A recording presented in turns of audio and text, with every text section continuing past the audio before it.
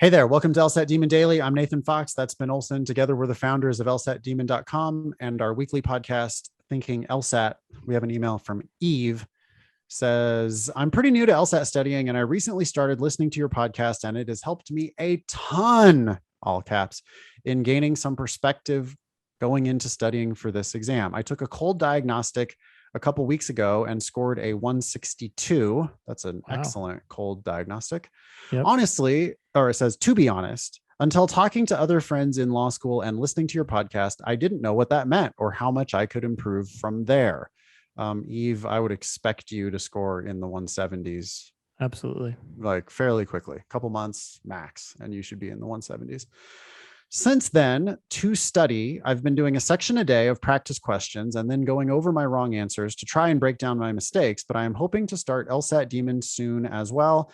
I'm signing up for the November LSAT as per your advice that if I want a little broken sentence here. If I want to improve roughly 8 to 10 points in a month and a half, that might be feasible. Yeah, I think it's possible. I don't see why you wouldn't sign up. If you're at a 162 cold, I'd kind of immediately sign up for a test that was 6 weeks or a couple months out, right? I mean, I don't have a problem with you signing up for it. At the same time, don't sell yourself short. You're saying, right, if I want to improve roughly 8 to 10 points, I don't think you're someone who should be happy with a 170. I mean, look, if you get a 170 and that's the best score you can get, it's a great score, and then you should be happy with it. But at the same time, you seem like a candidate who could be scoring in the high 170s.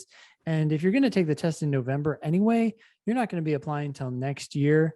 Right. So sign up, but one, be willing to withdraw if you're not seeing the improvement that quickly, or two, just definitely be willing to take it again. Yeah. Eve continues and says, my initial goal was to score a 169, but I feel like I can aim higher, exclamation point. Ben and I definitely agree. Eve, you should expect something in the probably mid 170s. I wouldn't settle for anything less if I were you. Cold 162 means that you're a good reader.